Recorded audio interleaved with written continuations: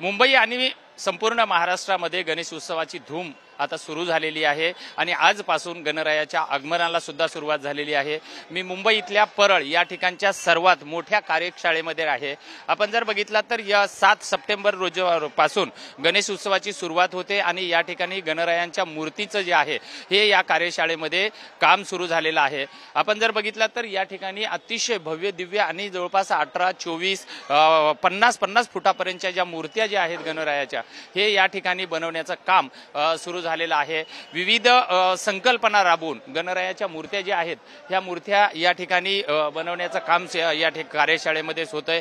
मुंबईतले जवळपास गणराय जे आहेत हे याच कार्यशाळेमधून जे आहेत हे जात असतात आणि आपण जर बघितलं तर या ठिकाणी मोठ्या प्रमाणामध्ये गणपती जे आहेत हे बनवण्याचं काम सुरू आहे, यांची फिनिशिंग सुरू आहे।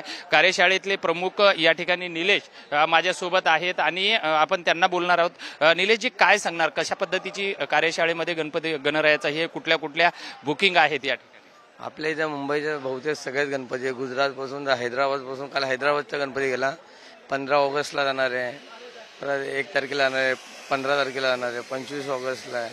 म्हणजे अशा जायला डिलिव्हरी चालू आहे। आपल्या कार्यशाळेमध्ये कुठले गणपती आहेत जे की मुंबईमधले महत्वाचे गणपती आहेत, त्यांची नावं काय? आता कामाठीपुऱ्याचा राजा आहे, काळबादेवीचा गणराज आहे, चेंबूरचा विघ्नहर्ता आहे, परत आपला सायनचा आहे, तुमचा धारावीचे गणपती आहे आणि खेतवाडीतले बहुतेक गणपती इकडे आपल्याकडे।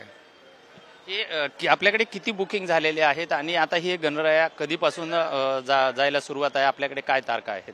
ह्या आपल्याकडे गणपती आहे, आपल्याकडे टोटल यावर्षी बुकिंगला आहे आपल्याकडे 400 गणपती बुकिंग आहे आपल्याकडे। ह्या अख्या परेल वर्कशॉपमध्ये वेगवेगळे डिपार्टमेंट आहे, वेगवेगळ्यांचे कारखाने आहे, आपण गाड्यावेळेस सगळ्यांना हे देतो ते गणपती बनवतो। शेवटचा गणपती कोणता असणार आहे आणि कोणता गणपती जाणार?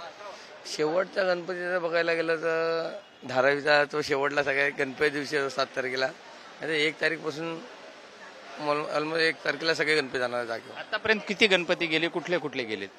आता बघा ना, काळाजोगीचा महागणपती गेला आहे, परत आपला खेतवाडीचा 7व्या गल्लीचा गणपती गेला। आज तुम्ही बघितले असाल रस्त्यावर निघालेले गर्दी, आणि आपण लोकांना आपण शक्य सांगितलं गर्दी कमी करा, बाकीच्या ट्रॅफिक बिपिकला बी अडथळा नाही झाला पाहिजे, गणपती आपला उत्सव मोठा झाला पाहिजे।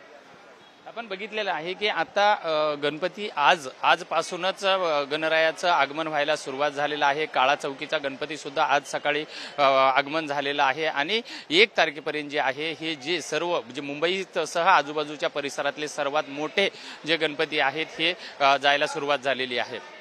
व्हिडिओ जर्नलिस्ट गणेशसह विजय गायकवाड, TV9 मराठी, मुंबई परळ।